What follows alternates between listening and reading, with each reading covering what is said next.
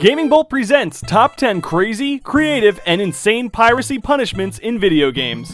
From the crazy to the inventive to the outright insane, here are some of the most creative ways developers tried to stop people from stealing their games. Number 10. The Silicon Dreams.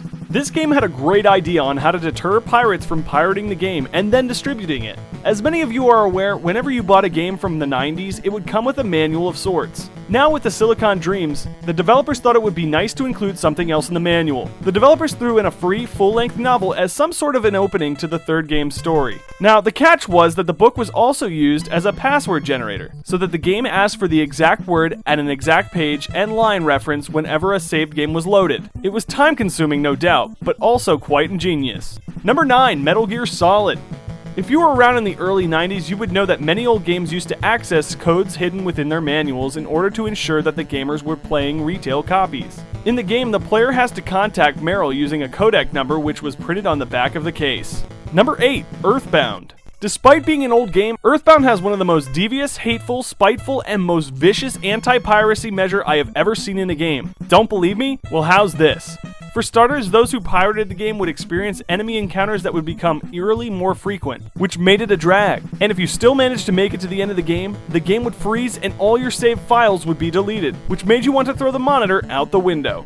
Number 7. Operation Flashpoint. Operation Flashpoint had a very simple yet very cruel method of dealing with people who pirated their game. As pirates keep playing the game, the weapons become less and less accurate and less powerful, which meant more deaths and no progression. However, that's not all. The amount of damage taken by the players also increases. Number 6. Batman Arkham Asylum. The developers at Batman Arkham Asylum had a rather clever way of making sure they discouraged anyone from thinking of pirating the game. Instead of putting any online DRM, the developers made sure that anyone playing the game would notice that a crucial element of the game would be disabled, and that was the gliding. Gliding in the Arkham series is so crucial that almost every mission requires you to do it. And in Batman Arkham Asylum, this option was disabled for those who pirated the game. And the people who complained, Rocksteady had a strong response. It's not a bug in the game's code. It's a bug in your morale code. Very clever indeed, Rocksteady.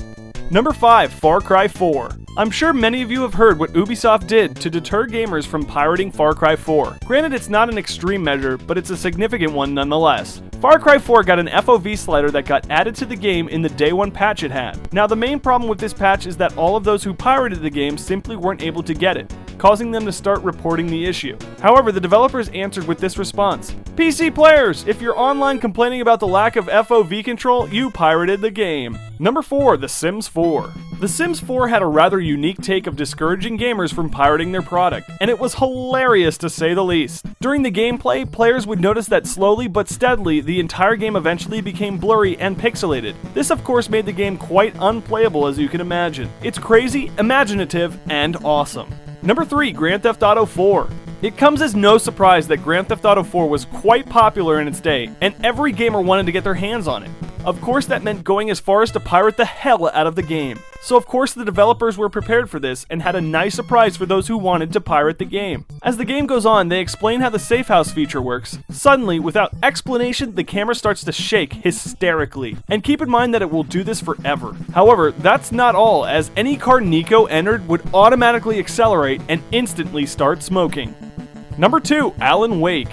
I wasn't a fan of Alan Wake, but I guess people were around the world who wanted to play this game so bad that they felt the need to pirate it. Those who pirated the game would notice that the game's main character looks rather different. Now, the developer didn't make the game unplayable or anything, but rather if the game detects it has been pirated, it continues running properly but with a glitch. The game adds an eye patch to the character. It also adds a bonus at the loading screen, which has a note from the developer, which encourages the gamer to buy the game. Number 1. Serious Sam 3. Those of you who have played the Serious Sam games would know that while the game is awesome, it does have its own level of insane difficulties. The developer wanted to do something different to counter those who pirated the game. The developers wanted to punish pirates by integrating the game with a terrifying boss monster, a scorpion-like creature that would move at incredible speeds and can never be killed. The player could dodge and counter its attacks, but whenever they least expected it, the monster would always be there, just waiting to stab at the player. So what's your favorite punishment? Let us know in the comments down below. And please subscribe to our channel. It really helps a lot. We're starting up to have a ton of interesting stuff planned for you guys. If you have any ideas for our features, let us know. Keep it tight, bros. You and I are gonna tear shit up!